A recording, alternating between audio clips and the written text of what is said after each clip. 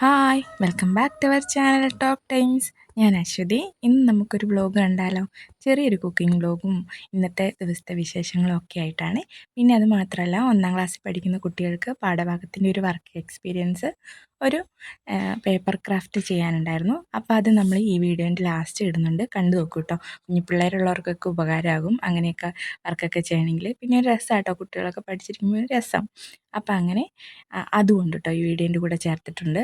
ഞാൻ രാവിലെ തന്നെ എഴുന്നേറ്റ് വന്ന് ആദ്യം തന്നെ ചായ വെക്കാൻ വേണ്ടിയിട്ടാണ് നോക്കുന്നത്. ഇന്നലെ ഭയങ്കര താമസിച്ചുകൊണ്ട് 6 മണിയൊക്കെ കഴിഞ്ഞ് ഇച്ചിരി വെട്ടം വെച്ച് കഴിഞ്ഞിട്ടാണ് ഏറ്റത്. ശരിക്കും 6:30 ആയി. അപ്പം അങ്ങനെ നമ്മൾ ആദ്യം തന്നെ ചായ വെക്കാൻ വേണ്ടി നോക്കുവാണ്. അപ്പോൾ രാത്രി ചോറ് അരിയൊക്കെ തെർമൽ കുക്കറിൽ ഇട്ട് വെച്ചിട്ടുള്ളതുകൊണ്ട് ചോറ് പിന്നെ ഇപ്പം അങ്ങ് എടുത്ത് ഒന്ന് തിളപ്പിച്ചൊന്ന് വാർത്താൽ മതി കേട്ടോ. അപ്പം അതുകൊണ്ട് പണിയൊന്നും അധികമില്ല, ഒരു കറിയും ഒരു കടിയൊക്കെ ഉണ്ടാക്കിയാൽ മതി. അപ്പം അതുകൊണ്ടാണ് ഞാൻ പിന്നെ കുറച്ചങ്ങ് കിടന്നത് കേട്ടോ. അപ്പം വൈകുന്നേരം എല്ലാം രാത്രിയെല്ലാം നമ്മൾ ക്ലീൻ ചെയ്ത് പാത്രമൊക്കെ കഴുകി അടുക്കളയൊക്കെ വൃത്തിയാക്കി വെക്കുകയാണെങ്കിൽ നമുക്ക് പണി തുടങ്ങുമ്പോൾ എളുപ്പമുണ്ട്, ഒരു മടുപ്പും തോന്നില്ല കേട്ടോ. അപ്പം അതിന് ശേഷം നമ്മളിവിടെ കറി വെക്കാൻ പോകുന്നത് മസാലക്കറിയാണ് കേട്ടോ. ഉരുളക്കിഴങ്ങും തക്കാളിയും ക്യാരറ്റും പച്ചമുളകും ഉള്ളിയൊക്കെ ചേർത്തിട്ടൊരു കറി കേട്ടോ. പെട്ടെന്ന് തന്നെ നമുക്ക് ഉണ്ടാക്കിയെടുക്കാൻ പറ്റും. ഞാൻ ഇടയ്ക്കിടയ്ക്ക് മാറി മാറി നോക്കുന്നത് എന്നാന്ന് വെച്ചാൽ നമ്മുടെ ക്യാമറയിലെല്ലാം കിട്ടുന്നുണ്ടോ, ഓരോ സ്ഥലത്തൊക്കെ വെച്ചിട്ടാണ് എടുക്കുന്നത്. ചേട്ടയും പിള്ളേരൊന്നും എഴുന്നേറ്റിട്ടില്ല കേട്ടോ. അങ്ങനെ സെറ്റ് ചെയ്യാൻ വേണ്ടിയിട്ടാണ് ഇടയ്ക്കിടയ്ക്ക് നോക്കുന്നത് കേട്ടോ. അങ്ങനെ ഇതെല്ലാം നമ്മൾ പച്ചക്കറി എല്ലാം ഒന്നിച്ച് തന്നെ കുക്കറിലേക്ക് അരിഞ്ഞിടുകയാണ് കേട്ടോ ചെയ്യുന്നത്. നമുക്ക് മസാലക്കറീൻ്റെ കൂടെ എന്ത് വേണമെങ്കിലും ചേർക്കാം കേട്ടോ. ഗ്രീൻ പീസോ പച്ച ഗ്രീൻ പീസോ ഒക്കെ ചേർക്കാം. ഞാനിപ്പോൾ ഉള്ളിയും തക്കാളി ഉരുളക്കിഴങ്ങും പച്ചമുളകും ഒരു ക്യാരറ്റിൻ്റെ ഒരു ചെറിയ കഷ്ണം ഉണ്ടായിരുന്നുള്ളൂ, അത് മാത്രമേ ചേർക്കുന്നുള്ളൂ കേട്ടോ. നല്ല ടേസ്റ്റാണ്. ചപ്പാത്തിൻ്റെ കൂടെയോ ഗോതമ്പ് ദോശേൻ്റെ കൂടെയോ ഒക്കെ പോകും, ചോറിൻ്റെ കൂടെയും പോകും. അഡ്ജസ്റ്റ് ചെയ്യാൻ നമുക്ക് കുഴപ്പമൊന്നുമില്ല. അപ്പം ഞാൻ എളുപ്പം വെക്കാൻ പറ്റുന്ന വേണ്ട ദിവസമൊക്കെ ഞാനിങ്ങനെ ഉണ്ടാക്കാറുണ്ട്. അപ്പം നമ്മൾ അതിനകത്തേക്ക് മഞ്ഞൾപ്പൊടിയും ഉപ്പും ചേർത്തു കേട്ടോ. പിന്നെ ഇതിൽ നമ്മൾ ചേർക്കുന്നത് നമ്മുടെ മുളക് പൊടിയും മല്ലിപ്പൊടിയും കൂടെ വറുത്ത് ചേർക്കും കേട്ടോ. വറുത്തെന്ന് പറഞ്ഞാൽ ചെറുതായിട്ടൊന്ന് മൂപ്പിച്ച്. അപ്പം മുളക് പൊടി നല്ല എരിവുള്ളതാണ്, കുറച്ചെടുത്താൽ മതി. ഇത് നമ്മുടെ എരിവില്ലാത്തതുകൊണ്ട് ഞാൻ കുറച്ച് 2 ടീസ്പൂണോളം എടുക്കുന്നുണ്ട്. പിന്നെ മല്ലിപ്പൊടി 2 ടീസ്പൂൺ എടുക്കുന്നുണ്ട് കേട്ടോ. അപ്പോൾ അത് മൂപ്പിക്കുന്ന മണം എനിക്ക് ഭയങ്കര ഇഷ്ടമാണ്. പക്ഷേ മണം ഇഷ്ടപ്പെട്ടിപ്പം മൂപ്പിക്കുന്ന മണവും പുകയടിക്കുമ്പോഴും പൊടിയടിക്കുമ്പോഴും ഒക്കെ തുമ്മലാണ് കേട്ടോ. ചെറിയ അലർജിയൊക്കെയാണ്. അപ്പം അതുകൊണ്ട് നമ്മൾ അഡ്ജസ്റ്റ് ചെയ്ത് വേഗം മൂപ്പിച്ചെടുത്തു കേട്ടോ. ചെറുതായിട്ടൊന്ന് മൂപ്പിച്ചെടുത്താൽ മതി. പിന്നെ ആവശ്യത്തിന് വെള്ളവും ചേർത്ത് കുക്കറിലേക്ക് അത് ഒഴിച്ചിട്ട് നമ്മൾ വേവിക്കാൻ വെക്കുന്നത് കേട്ടോ. എളുപ്പമാണ്, പെട്ടെന്നാവും. ചായക്ക് വെള്ളം വെച്ച ആ സമയം കൊണ്ടാണ് ഞാനിതാക്കിയത് കേട്ടോ. അപ്പോഴത്തേക്കും നമ്മുടെ ചായ തിളച്ചിട്ടുണ്ട്. അപ്പോൾ പൊടിയിട്ട് ഞാൻ സിമ്മാക്കി നോക്കും കേട്ടോ. കാരണം ഇപ്പോഴത്തെ പൊടിക്ക് ഇച്ചിരി കടുപ്പം കൂടുതലാണ്. അപ്പോൾ നോക്കിയേ ചായപ്പൊടി ഇട്ട് വാങ്ങുള്ളൂ. അതിന് ശേഷം നമ്മൾ കുക്കർ അടുപ്പ് വെച്ചിട്ട് ഉണക്കമീൻ ഉണ്ടായിരുന്നു. അപ്പോൾ അത് വെള്ളത്തിലിടാമെന്ന് വിചാരിച്ച് ഇച്ചിരി ഉപ്പൊക്കെ പോട്ടെ എന്ന് ഓർത്തു. കറിയൊക്കെ ആകുമ്പോഴത്തേക്ക് ആക്കാമല്ലോ. ഇവിടെ കണ്ണൂർ ഇതിന് പറയുന്നത് കായ്ക്കോൽ എന്നൊക്കെയാണ് കേട്ടോ. കായ്ക്കോലല്ല, കായ്ത്തോൽ, അങ്ങനെ. അപ്പോൾ ഞാൻ അപ്പോഴത്തേക്കും തേങ്ങയൊക്കെ ചിരണ്ടിയിട്ട് വരാം. അതവിടെ കിടന്ന് ഉപ്പൊക്കെ പോട്ടെ. അപ്പോൾ കുറച്ച് അരമുറി മൊത്തമൊന്നും ചിരണ്ടിട്ടില്ല കേട്ടോ. കുറച്ച് തേങ്ങ മതി. തേങ്ങയും കുരുമുളകും ഇച്ചിരി മഞ്ഞൾപ്പൊടിയും കൂടി ചേർത്താണ് നമ്മൾ അരച്ചെടുക്കുന്നത്. വേറെ അതിൻ്റെ അകത്തൊന്നും ചേർക്കേണ്ട ആവശ്യമില്ല. നിങ്ങളിങ്ങനെയൊക്കെയാണ് മസാലക്കറി വെക്കുന്നത്. ഇതിൻ്റെ കൂടെ തേങ്ങയും കൂടെ അരച്ച് ചേർക്കും, നല്ല കറിക്ക് നല്ല കൊഴുപ്പ് വരും കേട്ടോ. എന്താ പറയാൻ കിട്ടുന്നുണ്ടോ, നാക്കുളിക്ക് പോവുക. അങ്ങനെ നമ്മുടെ ചോറ് ഇവിടെ എല്ലാം സെറ്റായിട്ടിരിപ്പുണ്ട്. ഞാനൊരു കുറച്ച് വെള്ളം കുറച്ച് വെക്കുക, വെന്ത് പോകാതിരിക്കാൻ കേട്ടോ. അത്യാവശ്യം വേവുള്ള അരി തന്നെയാണ്, അതുകൊണ്ടാണ് അങ്ങനെ രാത്രി ഇട്ടിട്ട് കിടക്കുന്നത്. അപ്പോൾ രാവിലെ നമുക്ക് എളുപ്പമുണ്ടാവുമല്ലോ.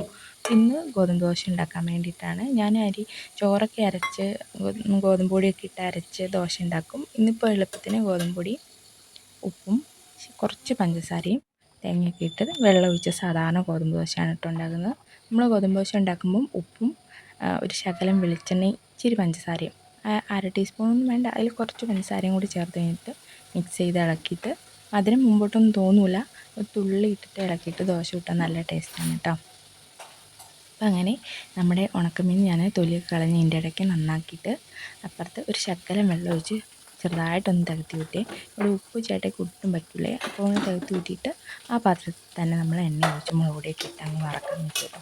അപ്പോൾ അത് അവിടെ നായിക്കോളൂല്ലോ. നമ്മുടെ കറിയൊക്കെ ചേർത്ത് നമ്മുടെ കറിയൊക്കെ സെറ്റായി വരുന്നുണ്ട്. ഒരിച്ചിരി കൊഴുപ്പ് കൂടുതലാണ്, ഞാൻ കുറച്ച് വെള്ളം കൂടി ചേർത്തു കേട്ടോ. നമുക്ക് പാകം കണക്കാക്കി എടുക്കാം. നല്ല കൊഴുത്ത് വേണമെങ്കിൽ അങ്ങനെയാക്കാം, ചെറുതായി ലൂസായിട്ടാണ് വേണ്ടെങ്കിൽ അങ്ങനെ ഉണ്ടാക്കാം കേട്ടോ. അപ്പോൾ ഞാൻ ഒരു കുറച്ച് ലൂസായിട്ട് ഉണ്ടാക്കുള്ളൂ, ഒത്തിരി കൊഴുത്തവർക്ക് ഇഷ്ടമില്ല. പിന്നെ ആവശ്യത്തിന് ഇപ്പം ഉപ്പൊക്കെ ഉണ്ടോ എന്നൊക്കെ നോക്കുക. നമുക്ക് പിന്നെ ഒരു തുള്ളി വാങ്ങാൻ നേരത്തെ ഒരു ഗരം മസാലയും കൂടി ചേർത്ത് കൊടുക്കാം. അപ്പം നമ്മുടെ കറിയൊക്കെ ആയിട്ടുണ്ട്. ഇപ്പോൾ ഇവിടെ ഗോതമ്പ് ദോശ ചൂടുവാണ് കേട്ടോ. ഇപ്പോൾ ലച്ചുട്ടി പോകുന്ന സമയമായി, എഴുന്നേറ്റ് ഒരുങ്ങി കുളിച്ച് പല്ല് തേച്ചെല്ലാം റെഡി ആയിക്കൊണ്ടിരിക്കും. പിന്നെ ഒരു ഓട്ടപ്പാച്ചിലാട്ടോ. കുറേ കാര്യങ്ങൾ അതുകൊണ്ട് വീഡിയോയിൽ എടുത്തിട്ടില്ല. അമ്മയെ വെള്ളം എടുത്താൽ പാത്രം എടുത്താന്നൊക്കെ പറഞ്ഞു ഓട്ടാട്ടോ. അതിൻ്റെ ഇടയ്ക്ക് ഇവിടെ ഹായ് പറയാൻ മറന്നില്ല അവളെ. ഇതിൻ്റെ ഇടയ്ക്ക് പിള്ളേർക്കൊക്കെ ഫുഡൊക്കെ കൊടുക്കാൻ നേരത്ത് ഞാൻ ഒരു ഗ്ലാസ് കട്ടൻ ചായ മാത്രമേ കുടിക്കുകയുള്ളൂ. കട്ടൻ ചായ കുടിച്ചിട്ടില്ലെങ്കിൽ തലകറക്കം എനിക്കുണ്ടാവും. അതുകൊണ്ട് ഒരു കട്ടൻ ചായയൊക്കെ കുടിച്ച് ലച്ചൂട്ടി പോയി, സച്ചോട്ടും പോയി. അതിന് തൊട്ട് മുമ്പ് അതൊന്നും വീട്ടിൽ എടുക്കാൻ പറ്റില്ല, അവനെ കയറ്റൊക്കെ വിടണം. ചേട്ടൻ എഴുന്നേറ്റ് തിന്നായിരിക്കുന്നുണ്ട്. അങ്ങനെ വൈകുന്നേരം വന്ന് ചായ കുടിയൊക്കെ കഴിഞ്ഞു. ആ വീഡിയോ എടുക്കുന്ന പരിപാടി അങ്ങ് ഞാൻ മറന്നു കേട്ടോ. അപ്പോൾ സന്ധ്യയായപ്പോൾ സച്ചൂരിന് ഒരു ആർട്ട് വർക്ക് ചെയ്യാൻ ഉണ്ടായിരുന്നു, പേപ്പർ ക്രാഫ്റ്റ്. അപ്പോൾ അത് നമ്മൾ ചെയ്തുകൊണ്ടിരിക്കുകയാണ് കേട്ടോ. ഇതാണ് ഞാൻ ആദ്യം പറഞ്ഞ ക്രാഫ്റ്റ് കേട്ടോ. അപ്പം ഇവിടെ ഇരുന്ന് ഒരു ഗ്രീൻ കളറ് പേപ്പർ എടുത്തിട്ട് A4 ഷീറ്റ് എടുത്തിട്ടാണ് ഉണ്ടാക്കുന്നത്. ഒരെണ്ണം ഉണ്ടായിരുന്നുള്ളൂ, കറക്റ്റ് ഒരു ഗ്രീൻ പേപ്പർ ഉണ്ടായിരുന്നുള്ളൂ. ഭാഗ്യത്തിന് പുറത്ത് പോയി വാങ്ങാനും പറ്റില്ല, നമുക്കിത് നാളെ ചെയ്തും കൊടുക്കേണ്ടതുകൊണ്ട് നമ്മളിങ്ങനെ രാത്രി ഇരുന്നിട്ട് ചെയ്യാണ് കേട്ടോ. ചൊറക്കുണ്ട് കഴിഞ്ഞിട്ട് തിന്നായിരുന്നാണ് ഞങ്ങൾ ചെയ്യുന്നത്. ഒരു കുഞ്ഞ് ഇലയാണ് ഉദ്ദേശിക്കുന്നത്. ഇലയൊക്കെ ആയൊന്നും അറിയത്തില്ല. ചൂട്ട് പറയുന്നുണ്ട് അമ്മേ ചേമ്പിൻ്റെ ഇല പോലെ ഉണ്ടെന്ന് കേട്ടോ. അപ്പം ചീവീടിൻ്റെ ഒച്ചയൊക്കെ കേൾക്കുന്നുണ്ട്. ഇച്ചിരി നല്ല രാത്രിയായി, എല്ലാ വീട്ടിലെല്ലാവരും ഉറങ്ങി എന്നൊക്കെ തോന്നുന്നു. അപ്പം ഇങ്ങനെ അങ്ങോട്ടും ഇങ്ങോട്ടും മടക്കി നമ്മൾ ഇലേൻ്റെ ഒരു വരയൊക്കെ വരുത്തുകയാണ് കേട്ടോ. ചെറിയൊരു അങ്ങനെ വലിയതായിട്ട് ഇങ്ങനത്തെ കാര്യങ്ങളൊന്നും ഉണ്ടാക്കാൻ അറിയില്ല, എന്നാൽ പരീക്ഷണങ്ങളൊക്കെ നടത്താറുണ്ട് കേട്ടോ. ഇതിപ്പോൾ എന്തായാലും പരീക്ഷണമല്ല, സച്ചോട്ടിന് കൊണ്ടുപോകാൻ വേണമല്ലോ എന്തായാലും, അങ്ങനെ അങ്ങ് ഉണ്ടാക്കുന്ന കേട്ടോ. ഏതെങ്കിലും പുഴു ഇടുന്നാൽ പോരെ അല്ലേ?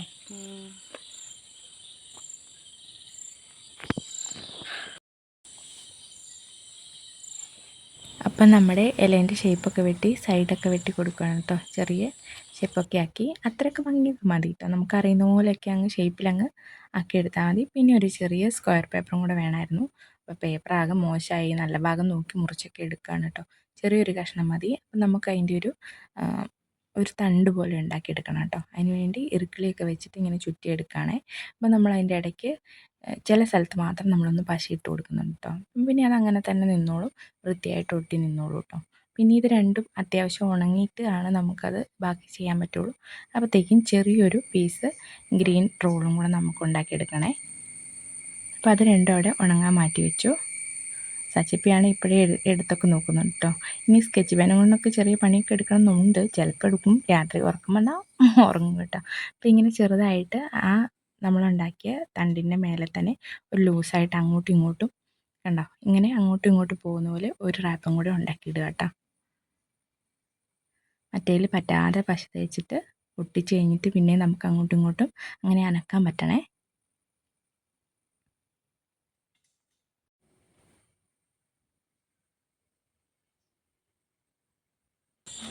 ഇനി നമുക്കതിനകത്തേക്ക് വെള്ള പേപ്പർ എടുത്തിട്ട് പുഴുവിൻ്റെ ഷേപ്പാണ് ഉണ്ടാക്കാൻ ഉദ്ദേശിക്കുന്നത് കേട്ടോ. അതിന് മുമ്പ് നമുക്ക് ആ ചെറിയ റാപ്പില്ലേ റൗണ്ട്, അത് ഇവിടെ മാത്രം ഒട്ടിച്ച് വെക്കാം കേട്ടോ. ഉണങ്ങണം, അതിന് വേണ്ടിയിട്ടാണ് അത് ആദ്യം ഒട്ടിച്ച് വെക്കുന്നത്. വെള്ളക്കടലാസ് കൊണ്ട് ഞങ്ങൾ പുഴുവിനുണ്ടാക്കാൻ നോക്കിയിട്ട് ഭയങ്കര കട്ടിയായിരുന്നു. എന്നിട്ട് പിന്നെ നമ്മൾ രാവിലെയാണ് കേട്ടോ അടുത്ത വീട്ടിൽ പോയി ടിഷ്യൂ പേപ്പർ മേടിച്ചുകൊണ്ട് വന്ന്, ടിഷ്യൂ ഇല്ലായിരുന്നു, അപ്പോൾ ടിഷ്യൂ മേടിച്ചുകൊണ്ട് വന്നിട്ട് നമ്മൾ അതേപോലെ ചുറ്റുവാണ് കേട്ടോ. പച്ച തണ്ടയിലല്ല, അത് ഇറുക്കിളിക്ക് പകരം അങ്ങ് വെച്ചെന്നുള്ളൂ. അങ്ങനെ ചുരുട്ടിയെടുത്തതാണ് കേട്ടോ. ഈ നമ്മുടെ പുഴു, ഇലയിലിരിക്കുന്ന പുഴുവിനെ ഉദ്ദേശിക്കുന്നത് കേട്ടോ. ഇലയിൽ കൂടി ഇങ്ങനെ നീങ്ങി പോകുന്ന പുഴുവിനെ ഉണ്ടാക്കാനാണ് ഉദ്ദേശിക്കുന്നത്. ഇപ്പം നമ്മൾ ആദ്യം റൗണ്ട് ഒട്ടിച്ചതിൻ്റെ ഉള്ളിൽ കൂടെ നമ്മൾ ആദ്യം ഉണ്ടാക്കിയ തണ്ട് കയറ്റി കൊടുക്കുക കേട്ടോ. അപ്പം നമ്മൾ ആദ്യം ഒട്ടിച്ച ചെറിയ തണ്ട് പോലെ ഒട്ടിച്ചില്ലേ ഒരു റൗണ്ട്, ആ റൗണ്ടിൻ്റെ ഭാഗം പുഴുവിൻ്റെ അടിഭാഗമായിട്ട് ഒട്ടിച്ചു കൊടുക്കുക. മേലെ ഭാഗം മറ്റേ തണ്ടിൻ്റെ മേൽഭാഗമായിട്ട് ഒട്ടിച്ചു കൊടുക്കുക കേട്ടോ. നമ്മൾ ആ മേലെ അങ്ങനെ പിടിച്ചിങ്ങനെ വലിക്കുമ്പോൾ ഇങ്ങനെ പുഴു എഴഞ്ഞു പോകുന്ന പോലെ കേട്ടോ. അതിന് തോന്നൂലേ? ഇതാണ് നമ്മുടെ പുഴു ഇലയിൽ കൂടെ എഴഞ്ഞു പോകുന്നതാണ് ഉദ്ദേശിച്ചത്. അപ്പം അതൊക്കെയായിരുന്നു നിങ്ങൾ പറയട്ടോ. അപ്പം ഇന്നത്തെ വീഡിയോ നിങ്ങൾക്ക് എല്ലാവർക്കും ഇഷ്ടപ്പെട്ടെന്ന് വിചാരിക്കുന്നു. വിചാരിച്ചെങ്കിൽ ഇഷ്ടപ്പെട്ടെങ്കിൽ എല്ലാവരും ലൈക്ക് ചെയ്യുക, ഷെയർ ചെയ്യുക, കമൻറ്റ് ചെയ്യുക. പിന്നെ അടുത്ത വീഡിയോ ആയിട്ട് വരാം. എല്ലാ വീഡിയോയും കണ്ട് സപ്പോർട്ട് ചെയ്യണം കേട്ടോ. അപ്പോൾ അങ്ങനെ സച്ചൂട്ടൻ സ്കൂളിൽ പോയി.